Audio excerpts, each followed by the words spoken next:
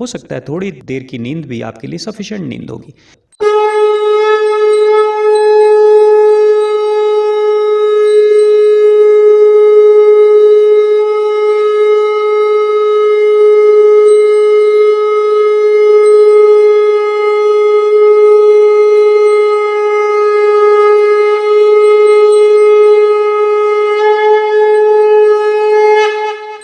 ओम श्री कालिके शुभदेवी सूर्यकूट निवासने रक्षमार्तमहमाय विश्वरूपे नमस्तुते।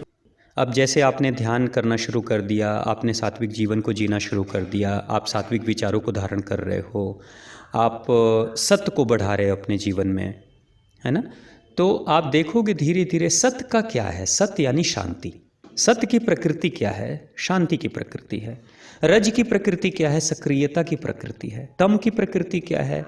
तम यानी कि नकारात्मकता की प्रकृति है। तो मान लो कि मेरी प्रकृति अगर तम की है तो मैं सपने नकारात्मक देखूंगा, बहुत नकारात्मक देखूंगा।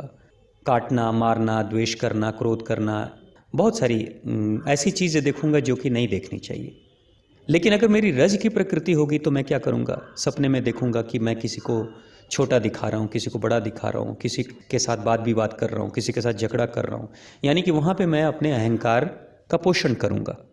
तो मेरे सपने भी अहंकार से भरे होंगे, कहीं ना कहीं ऐसा कुछ होगा। लेकिन जब सत्य की प्रकृति हमारी हो जाएगी, सतोगुण जब हमारे अंदर ज़्यादा बढ़ेगा तो फिर शांति आएगी।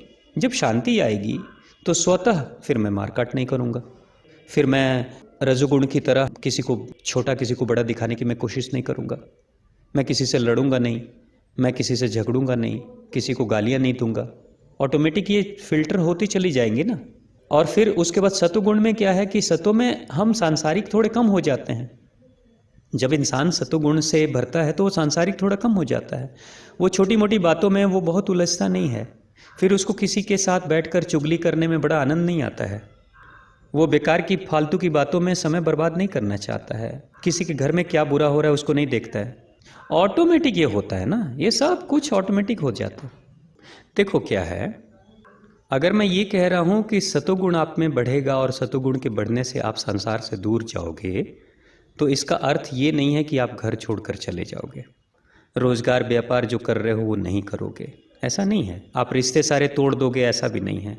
सतोगुण जब बढ़ता है तो आप फिल्टर करने लगते हो, आप अपने मन पे एक दृष्टि रखने लगते हो, एक कंट्रोलिंग आपकी हो जाती है। आप उसके ऊपर बागडोर लगा देते हो, लगाम लगा देते हो अपने मन को कि ये करना ये नहीं करना। तो जो फिल्ट्रेशन है ना वो शुरू हो जाता है आपका ऑटोमेटिक। हर कदम पर आप सोच समझकर विचार करके फिर आगे की तरफ बढ़ते हो। लेकिन वहीं पे अगर आप रजोगुण में हो, आपके अंदर रजोगुण है, तो आपका संचालन आपका अहंकार करने लगता है। छोटा बड़ा का भाव, कमज़ोर मजबूत का भाव, दिखने और दिखाने का भाव ऑटोमेटिक आ जाता है। तो उस समय क्या है कि आपका अहंकार और आपकी भौतिक जो चीज़ें हैं वो आपको संचालित करती हैं। लेकिन अगर आप तमोगुण से भरे हो, तो तमोगुण से भरे रहते हो तो आपकी नकारात्मकता, जितने भी नकारात्मक विचार हैं, नकारात्मक सोच है, वो सारी सोच आप पे इतनी हावी रहती है उस दुर्योधन की तरह कि चाहते हुए भी, जानते हुए भी कि मैं गलत पे हूँ, मैं गलत कर रहा हूँ, लेकिन दुर्योधन कहता है कि सब जानता हूँ लेकिन मैं विवश हूँ और मैं कुछ कर नहीं सकता। देखो, जब आप अपने सबकॉन्शियस माइंड से, अवचेतन मन से जुड़ने लगते हो तो धीरे धीरे मन के अंदर उठने वाली बहुत सारी हलचलें शांत होने लगती हैं। उठापटक जो चलते रहते हैं, द्वंद्व जो चलते रहता है, वो धीरे धीरे शांत होना शुरू हो जाता है। आदमी के अंदर बहुत बेचैनी जो रहती है वो शांत होने लगती हैं। बेचैनियाँ इसलिए शांत होती हैं क्योंकि उसका मन शांत हो रहा है, और मन ही है जो एक इंसान को शांत करता है, और मन ही है जो इंसान को बेचैन कर देता है। तो जब आप अपने अवचेतन मन से जुड़ोगे, जब अवचेतन मन, जैसे आप इसके लक्षण को देख सकते हो कि अवचेतन मन की तरफ आप जा रहे हो क्या, आप देखोगे जिन चीज़ों में बड़ा रस लेते थे पहले, आप बड़ा इंटरेस्ट लेते थे, उन चीज़ों से आपका इंटरेस्ट धीरे धीरे खत्म होना शुरू हो जाएगा। आप जिन चीज़ों को अच्छा समझते थे पहले, उसमें परिवर्तन आना शुरू हो जाएगा।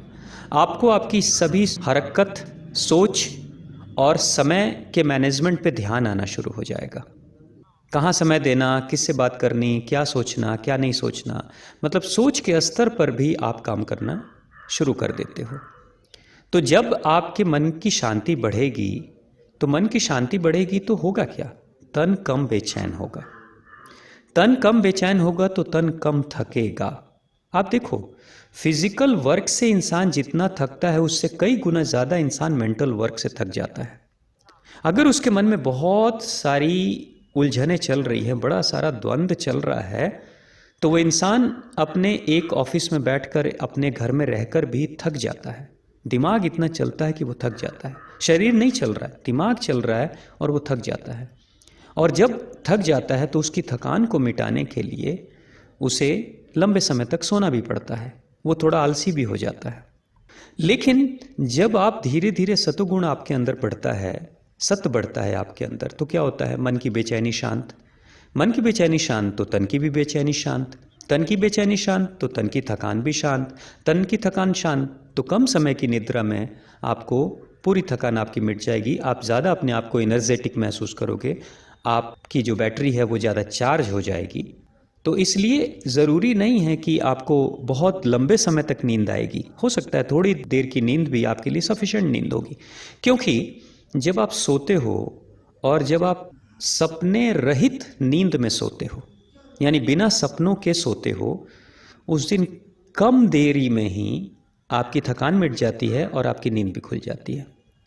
यानी सपने के समय बहुत बार ऐसा होता है कि इंसान की बॉडी में जितनी रिलैक्सेशन की स्थिति आनी चाहिए वो हो नहीं पाती है, क्योंकि सपना जब देख रहे हो तो दिमाग तो चल रहा है आपका, और चल रहा है तो एनर्जी तो जा रही है। सोने का मकसद तो यही है कि एनर्जी गेन करें, लेकिन यहाँ आप सपने के माध्यम से एनर्जी जा रही है, दिमाग चल रहा है, तो आपको लंबे समय तक अपनी एनर्जी को बचा के रखना पड़ेगा, प्रिजर्व करना पड़ेगा। तो उसके लिए लंबे समय तक सोना भी पड़ेगा। तो जब धीरे धीरे आपके अंदर सतुगुण बढ़ेगा तो धीरे धीरे आप देखोगे कि सपने की क्वालिटी बदल जाएगी, दिन भर की गतिविधियां बदल जाएंगी, सोच बदल जाएगी, सब कुछ बदलना शुरू हो जाएगा। आप जल्दी थकोगे नहीं, आप ज़्यादा एनर्जेटिक फील करोगे, आप ज़्यादा खुश रहोगे, आप लोगों से ज़्यादा कनेक्टेड फील करोगे अपने आप को। आपके अंदर ये जो एक दायरा है, एक बैरियर है कि ये मेरा, ये अपना, वो पराया है, ये सब भाव खत्म होने लगता है धीरे धीरे। आपके हृदय में सक्रियता बढ़नी शुरू हो जाती है, जिसमें कि आप सबके कल्याण के लिए सोचना शुरू कर देते हो। फिर मैं और मेरा नहीं है, वो मिट जाता है। फिर हम हैं, बस हम एक एग्जिस्टेंस है, ऐसा फील होने लगता है। फिर दूसरों की खुशी से आपको खुशी मिलने लगती है, दूसरों के दुख से आप दुखी होने लगते हो। ये सतुगुण में ऐसा होता है।